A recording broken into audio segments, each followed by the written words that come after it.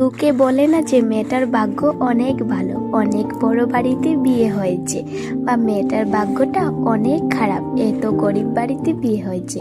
আসলে মেয়েদের ভাগ্য না কোনোদিনও ভগবান লেখে না, মেয়েদের ভাগ্য লেগে তার হাজবেন্ড যদি চায় একটা মেয়েকে রানীর মতো রাখতে পারে, হাজবেন্ড যদি চায় একটা মেয়েকে নকরেরও জীবন দিতে পারে। তো মেয়েদের ভাগ্য সবসময় তার হাজবেন্ড লেগে। তা আমাদের বাড়ি প্রত্যেক দিন কাজ করে যাওয়ার পর কিন্তু আমার অনেক কাজ বেড়ে যায়, কারণ কাঠ কাটার পর কিন্তু কাঠের কিন্তু অনেক গুঁড়ো দিয়ে পুরো বারান্দাটা ভরে যায়। তাই আমি কিন্তু একটি বস্তার মধ্যে কাঠের গুঁড়োগুলো ভরে রেখে দিয়েছি।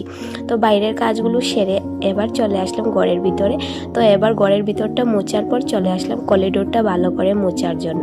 তো জল দিয়ে আমি ভালো করে করিডোরটা মুছে এবার মুখটুক ধুয়ে চলে আসলাম দুধ গরম করার জন্য।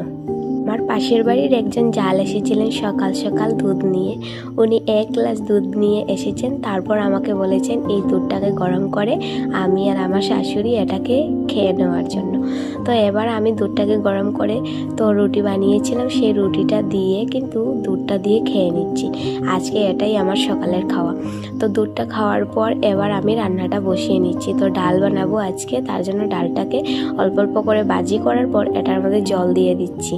তো এটা আস্তে আস্তে এদিকে হয়ে যাচ্ছে। এবার আমি সবজিটাও কেটে নিচ্ছি। আজকে রান্না করার পর কিন্তু সবজিটা শেষ হয়ে যাবে। বর যখনই ঘরে আসেন অনেক সবজি বাজার করে আনেন, কিন্তু লাস্টের দিকে কিন্তু সবজিগুলো শেষ হয়ে যায় রান্না করতে করতে। তো একটুখানি কষ্ট হয়ে যায় সবজিটা শেষ হওয়ার পর। সংসারে অনেক ছোট বড় কষ্ট থাকে, সবটাকেই কিন্তু মানিয়ে নিতে চলতে হয়। তো এবার চলে আসলাম দোকানে বাজার নেওয়ার জন্য। এখানে ডিম আর অনেক কিছু বাজার করে চলে যাব ঘরে। তো চলো আজকের জন্য এই পর্যন্ত।